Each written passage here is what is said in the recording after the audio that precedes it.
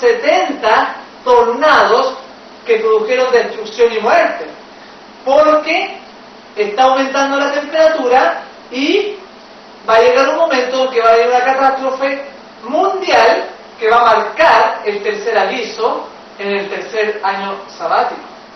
Vamos a seguir viendo la consecuencia de este calentamiento global con la explicación que da Al Gore de los distintos fenómenos que están ocurriendo en el mundo.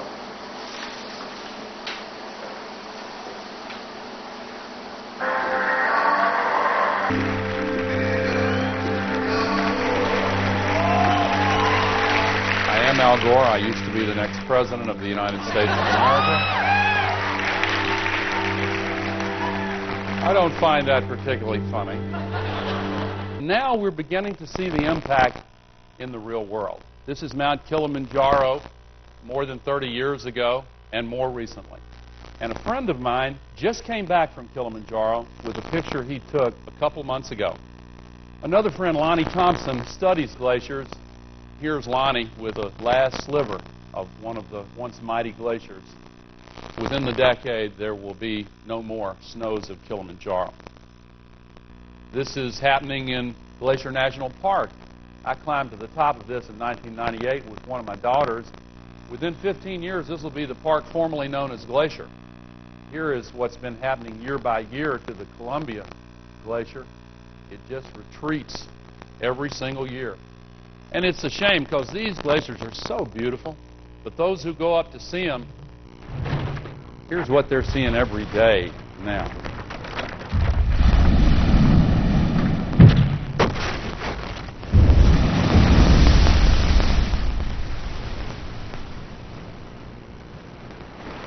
In the Himalayas, there's a particular problem because 40% of all the people in the world, Italy, the Italian Alps, same site today. An old postcard from Switzerland. Throughout the Alps, we're seeing the same story. It's also true in South America. This is Peru 15 years ago and the same glacier today. This is Argentina 20 years ago, same glacier today. 75 years ago in Patagonia, on the tip of South America, this vast expanse of ice is now gone. There is a message in this. It is worldwide. These black pools here, it makes it seem almost as if we're looking through the ice to the ocean beneath, but that's an illusion. This is melting water that forms in pools. And if you were flying over it in a helicopter, you'd see it's 700 feet tall. They are so majestic, so massive. In the distance are the mountains, and just before the mountains is the shelf of the continent there. This is floating ice, and there's land-based ice on the downslope of those mountains.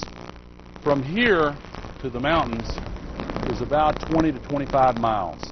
Now, they thought this would be stable for at least 100 years, even with global warming. The scientists who study these ice shelves were absolutely astonished when they were looking at these images. Starting on January 31, 2002, in a period of 35 days, this ice shelf completely disappeared. They could not figure out how in the world this happened so rapidly. And they went back to try to figure out where they'd gone wrong, and that's when they focused on those pools of melting water. But even before they could figure out what had happened there, something else started going wrong.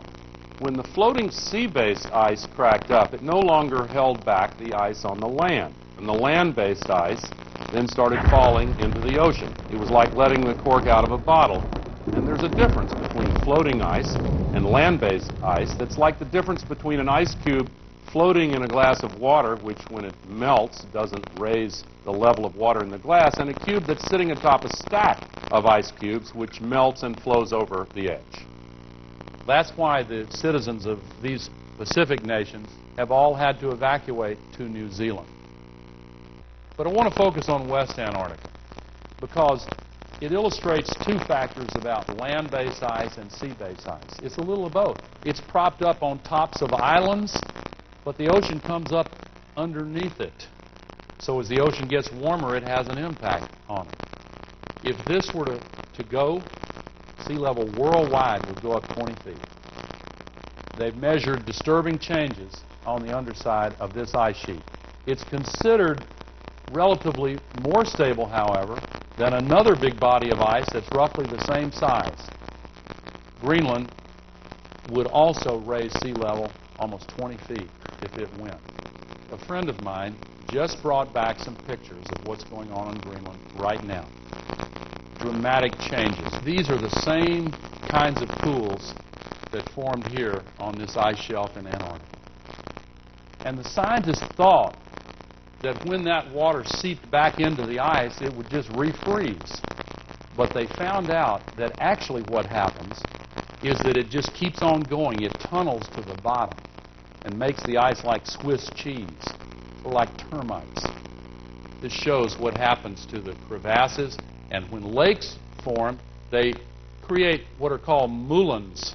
The water goes down to the bottom and it lubricates where the ice meets the bedrock. See these people here for scale? This is not on the edge of Greenland. This is in the middle of the ice mass.